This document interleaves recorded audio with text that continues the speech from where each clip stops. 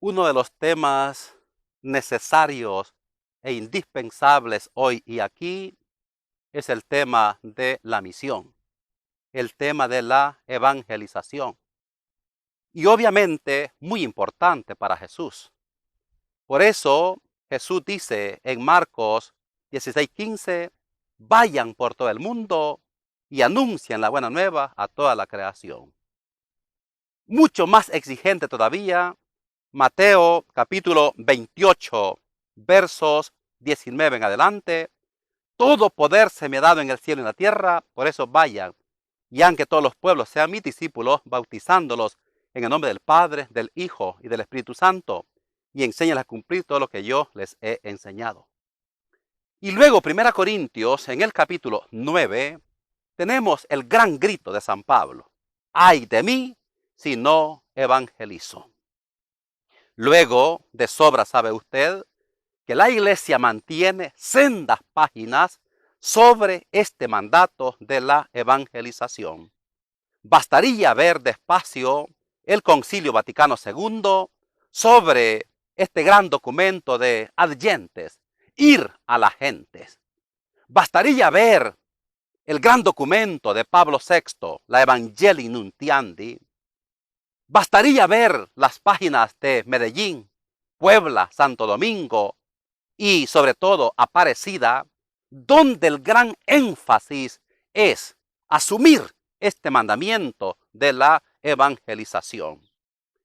Pero hay que caer en la cuenta de que el Papa Juan Pablo II, en un precioso documento, nos dijo que el mandamiento de la evangelización aún está lejos de cumplirse. ¿Y por qué el Papa Juan Pablo II afirma que este mandamiento aún está lejos de cumplirse? Sencillo. Porque nos falta caer en la cuenta de un matiz en el que yo quisiera que hoy cayéramos en la cuenta a la luz del Evangelio de este día, de Lucas 9:1 al 6, donde Jesús manda a sus apóstoles, manda a sus 12 discípulos a la evangelización. Pero el problema es que a mucha gente se le ha metido que evangelizar es única y exclusivamente de dimensión religiosa. Y aquí está el error.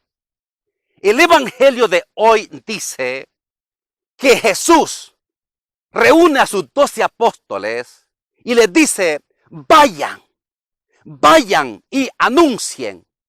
Y no lleven otra túnica, no lleven dinero en sus bolsillos. Y anuncien y quédense en una casa y coman lo que quieran. Pero agrega Jesús, fíjate, curen a los enfermos, expulsen demonios y sanen toda clase de dolencia. Aquí está como el elemento medular de la evangelización. La evangelización no es única y exclusivamente religiosa. La evangelización también es terapéutica, es decir, sanar heridas, ayudar a aquella gente que está con dolor, aquella gente con el corazón herido, aquella gente con sufrimiento, del sufrimiento que tú quieras. Pueda ser un sufrimiento físico, pueda ser un sufrimiento moral a causa del pecado, puede ser un sufrimiento también espiritual, pérdida de fe, pérdida de esperanza, caridad. La evangelización en un segundo momento es terapéutica, es sanadora, es curativa, es una lucha contra la fuerza del mal.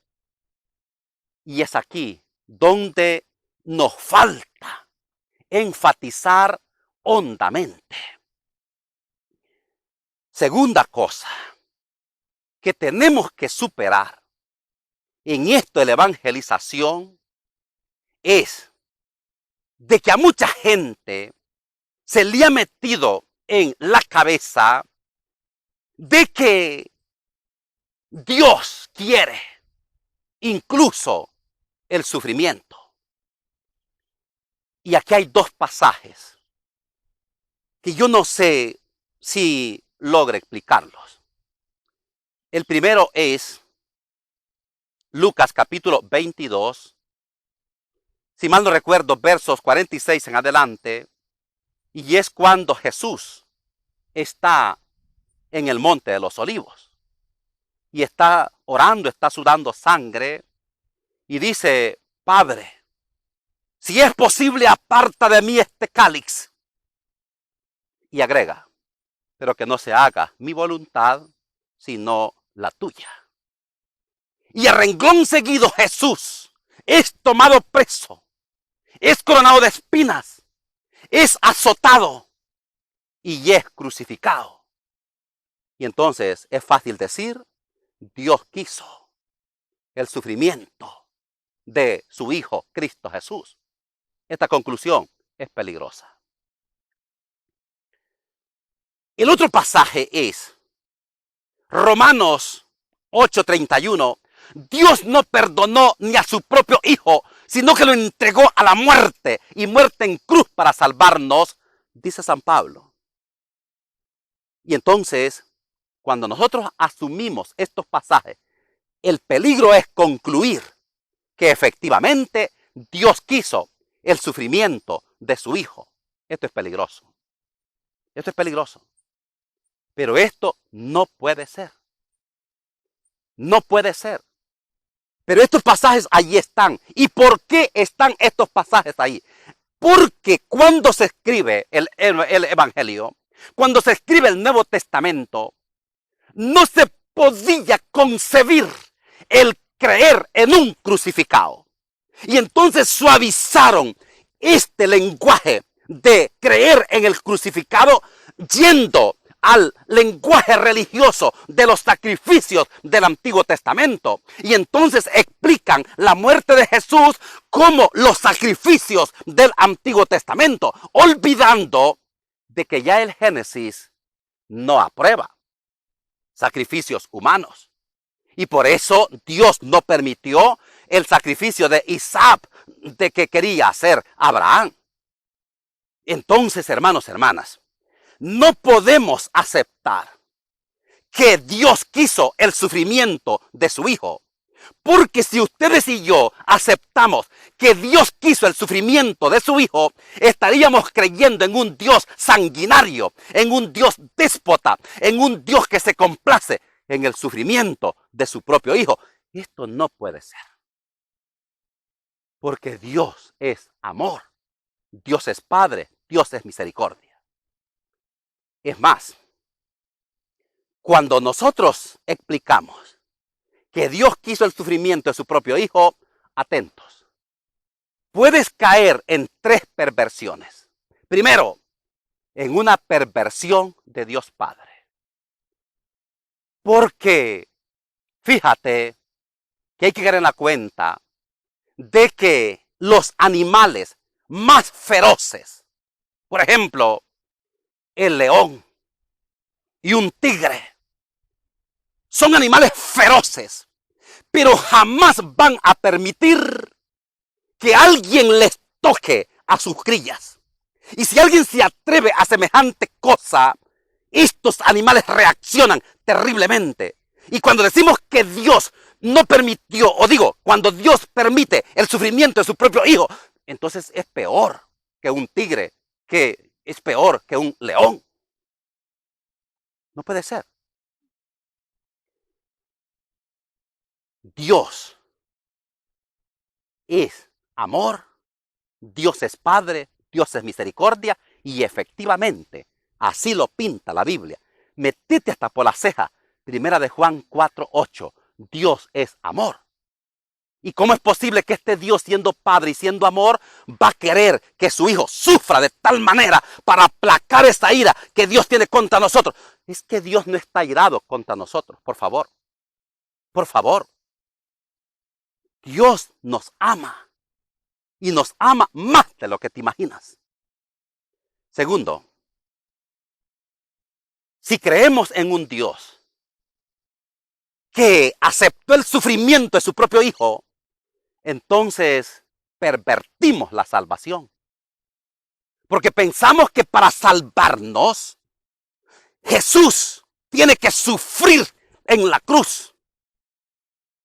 Y entonces pensamos nosotros de que como Dios estaba airado contra nosotros, fue necesario el derramamiento de sangre de Cristo Jesús en la cruz para salvarnos. Y entonces pensamos de que nos acercamos a Dios en y a través del sufrimiento. Dios no dice eso en el Evangelio. Juan 3:16 lo que dice es que tanto amó Dios al mundo que entregó a su Hijo único para que todo el que en él crea no se pierda, sino que tenga vida eterna. Porque Dios no envió a su Hijo a condenar al mundo, sino para que todo aquel que crea se salve en él. Dios nos ama y por eso quiso encarnarse entre nosotros. Pero que Jesús murió en la cruz, eso es verdad. ¿Por qué? ¿Porque Dios lo quiso? No, Jesús murió en la cruz porque nosotros somos malos y somos capaces de matar, somos capaces de asesinar. Y para colmo de males decimos que Dios lo quiere. Por favor, por favor. Error, error. Tercero, podemos pervertir la vida cristiana. Y entonces pensamos de que el sacrificio, las mortificaciones, es lo que Dios quiere. No. Lo que Dios quiere es que luchemos por la vida, potenciemos la vida, defendamos la vida. Lo que Dios quiere es, Juan 10:10, he venido para que tengan vida y vida en abundancia. Y nos acercamos a Dios en tanto luchamos por ser felices. Luchamos por la felicidad de los otros. Cierro con esto. Fíjate bien. El único sufrimiento que Dios quiere es el que nace por quitar el dolor de los demás. Aquí está. El único sufrimiento que Dios quiere es aquel que nace del empeño y del esfuerzo por quitar el sufrimiento de los otros. Aquí se explica el sufrimiento de Jesús. Jesús murió y murió de tal manera en la cruz porque luchó por quitar el sufrimiento de los demás. Y esto no gustó a muchos en aquel tiempo y le decretan muerte. No olvide, la misión suya y la misión mía no es solo religiosa, es terapéutica, es curativa, es humanitaria, es luchar y batallar por quitar el sufrimiento de tanta gente, tal y cual como lo hizo Jesús. Ave María Purísima. Que el Señor les bendiga abundantemente hoy y siempre.